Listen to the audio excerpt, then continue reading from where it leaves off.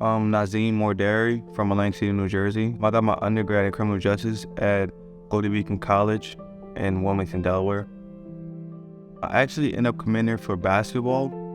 So then I went there to just get my undergrad, and then I ended up in the portal to transfer because I had 2 years eligibility with basketball again. Coach Ryan actually reached out to me and started talking to me about it, trying to just recruit me. And then I ended up looking up the master's programs and within the schools, and then I feel like it's a good spot for me.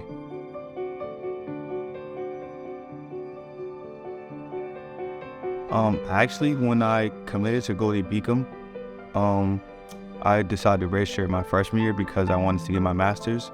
So going into college, I was planning on getting my master's.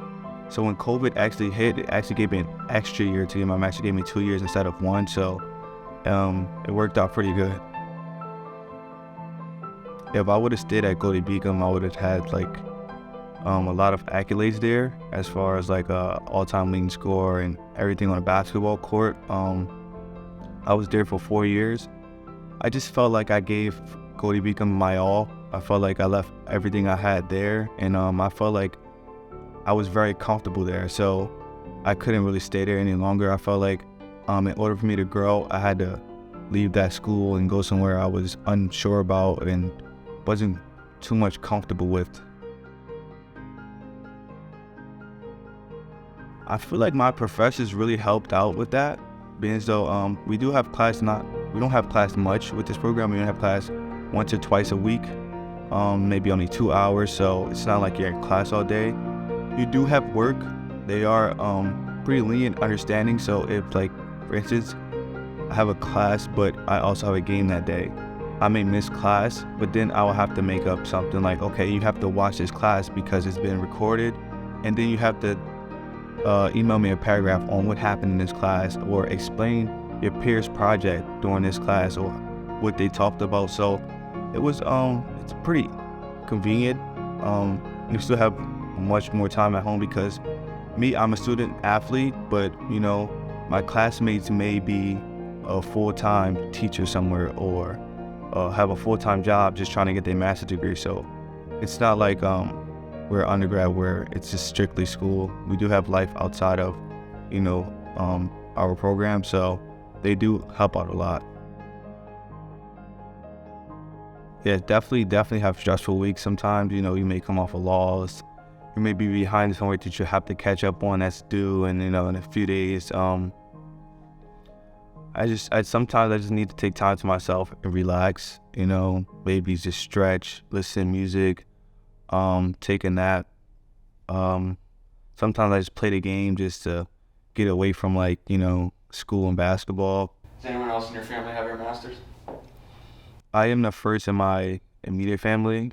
I do have people in my family that have a master's. I believe only 2 though, out of everyone. I can't even explain the feeling.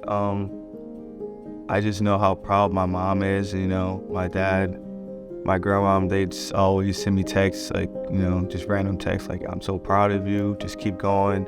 You know, just keep pushing me to keep getting better, and just to keep making them proud." So just knowing that they're proud of me just makes me happy, and I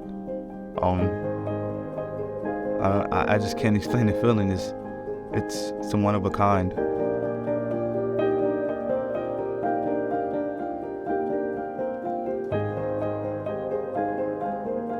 My dad and my mom, you know, like, even like when they don't have it, they're still willing to help. And like, even with me, like, sometimes like, "Do you need this? Do you need this?" And I'm like, you know, I don't need it, but they're just always trying to help. My dad's always trying to help.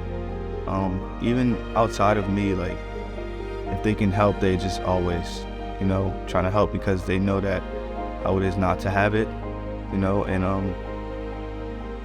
you can lose it all tomorrow, so they're just always willing to help. Coming from my hometown, it's not really the best place. I grew up in a really bad neighborhood where, you know, you just see your friends go down the wrong path. You see many people with talents and, you know, just really smart, just waste it and let it go all the way. Some kids is here, you know, and it's not their fault, but they have no guidance, so they end up going down the wrong path. I just want to help the kids who really want the best for themselves in my community, to give them the best opportunity to be the best version of themselves and continue to do the right things. Right now, I'm actually doing a project for the transition from middle school into high school. So right now, I'm looking forward to how this project is going to come or end up being, because my freshman year in high school, I struggled a lot going from being in 8th grade with 200 people in my school, 300 people in my school, to 2,000-3,000 people. It's just a big transition, and a lot of people struggle with that transition and they fall behind as a freshman, and it's really hard to get back on their feet by the time they're a senior. So right now I'm just starting off with the small project with that, and I'm just really anxious to see how it comes out.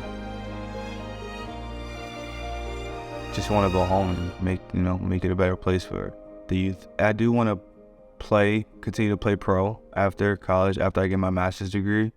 But once everything's all said and done, I do want to go home and help our community and help the youth.